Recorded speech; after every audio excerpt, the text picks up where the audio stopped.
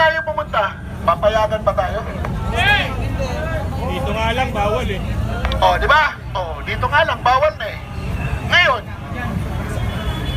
andoon sila. Nakikita mo sila.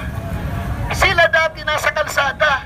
Nakikipagpuntalan sa mga pulis. Pinailan ba sila ng kaso?